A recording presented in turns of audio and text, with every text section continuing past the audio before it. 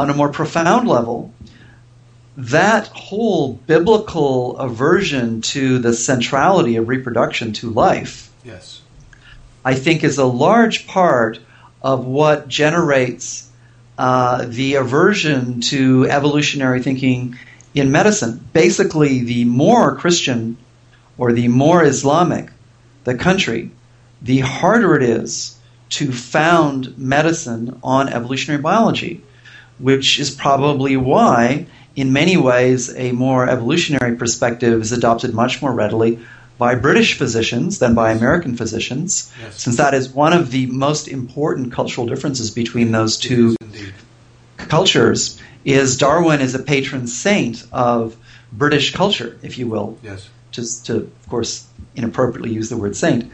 In that Darwin is, of course, a total hero, along with Isaac Newton, in British culture. Yes. So there is not as much hostility to evolutionary thinking. Who knows, there may be more hostility to the idea of sex in the British. I don't know. I haven't lived there in 30 years. But certainly that was the case 30 years ago. But this is part of the cultural war that I'm engaged in. Yes. That because of a whole bunch of accidental and economic and institutional accretions and details, the central core of the Western biomedical industrial complex, which is located in the United States, is very much anti-evolutionary. Yes. Very, very much anti-evolutionary. And part of this may derive from the Judeo-Christian tradition. Yeah.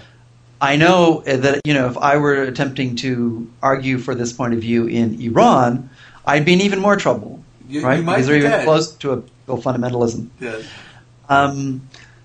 So that is part of the sort of cultural penumbra of why this is a difficult job and why I'm taking it on in an insurrectionary manner. Why I wish to explicitly rebel and reject the present biomedical edifice. Because there are so many cultural traditions that derive, consciously or unconsciously, in many cases unconsciously, from totally counterproductive biases against the evolutionary point of view. Michael, thank you very much.